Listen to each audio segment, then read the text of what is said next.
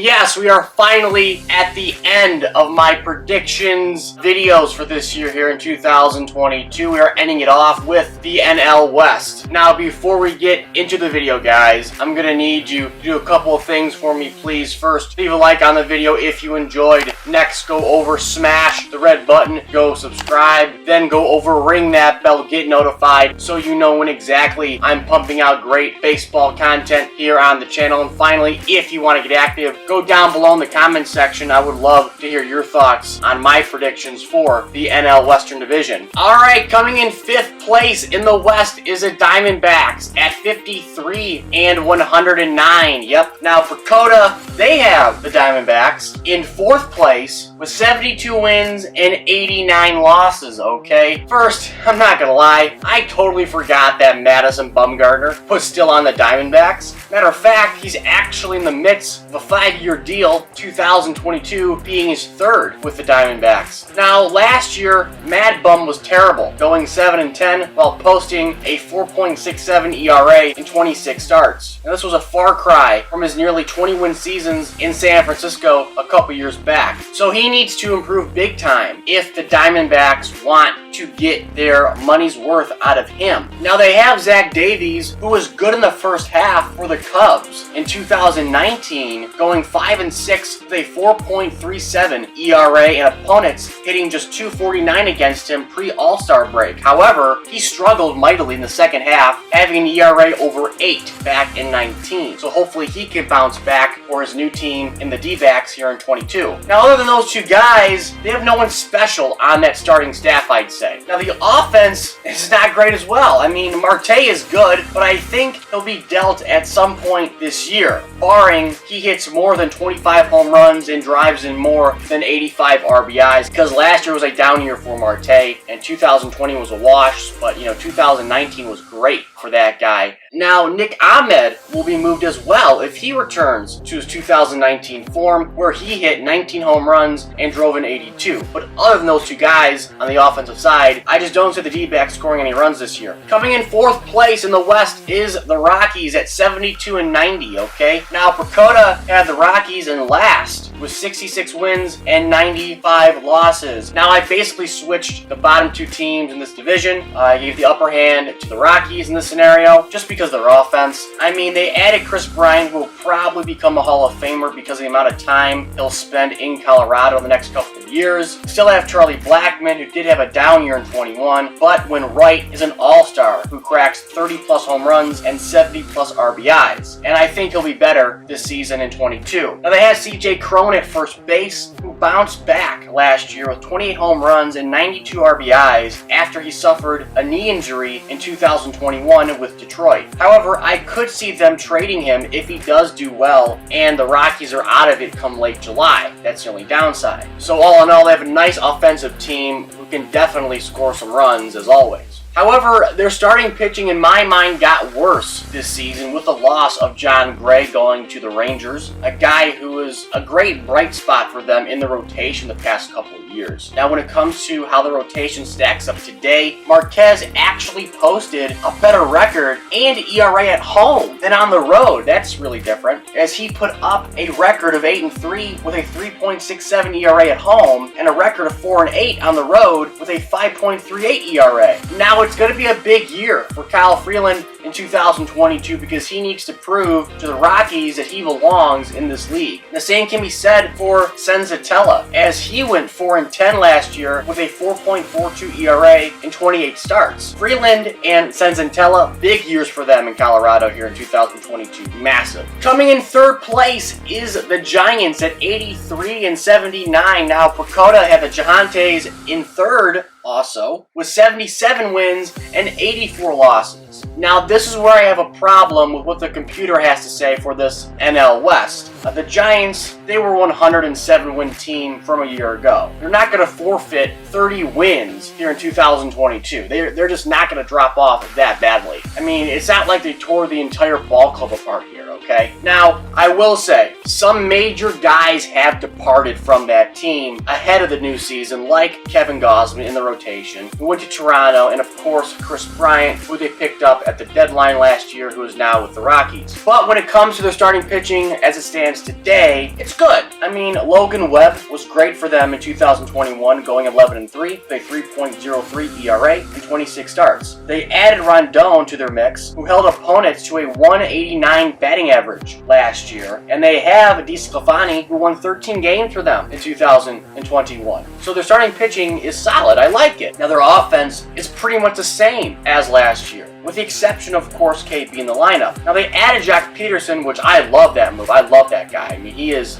a spark plug. Now they have Mike Yastrzemski, okay, had a career year last year in the show with 25 home runs and 71 RBIs. They have Belt and Crawford, both had career years last year when it comes to long ball. So like I said, their offense is pretty much the same as last year. The only thing I worry about for the Giants is expectations. They don't want to get caught up in those expectations. That's the key for the Giants. Coming in second place is the Padres, yes, with 91 wins and 71 losses. Okay, now Percoda also had the Padres at 91 and 70. Again, they do percentages, so it's a little bit different. And I agree with what they're saying, obviously. I think they can sneak over that 90-win marker here in 2022, even with Tatis out for at least 2 months, okay? Now, the rotation may not be as talented as the Dodgers right now, but I do think they have more depth than LA. They have Darvish at number 1, Manny at number 2, Snell at number 3, and Musgrove at number 4. Now, each of those guys, if you think about it, were number 1s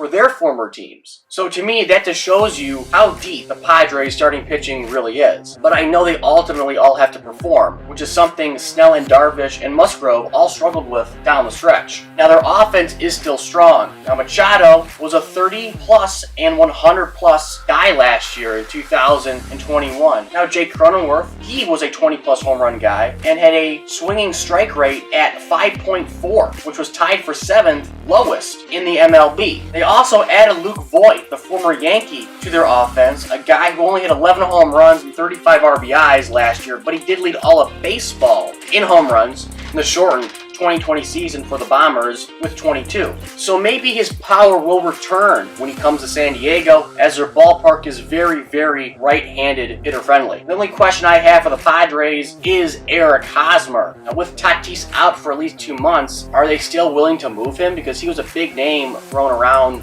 at the deadline last year and during the offseason. Ultimately, didn't do anything, probably because of Tatis. But if he comes back and Tatis is doing really good, do they trade him at the deadline, even with Hosmer, let's say, doing well?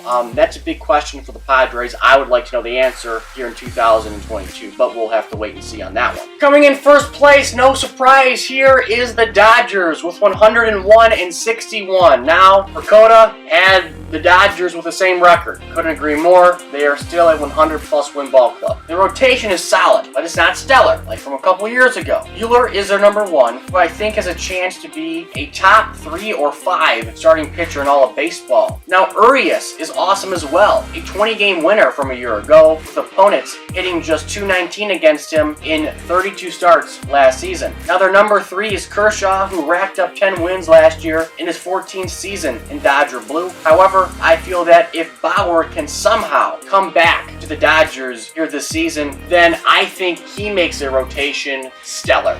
Bauer was so good for them the first 2 months of the season last year before his unfortunate situation, but man, he was lights out. That guy was the best pitcher in baseball for about 2 months. Now their offense is spectacular as well. They added Freddie Freeman, who was a great player on both sides of the ball. They have Betts and Turner, who both hit 23 home runs last year. Max Muncy, he was great for LA before the elbow injury. The Dodgers are stacked, so that's why I got them first with 100-plus wins.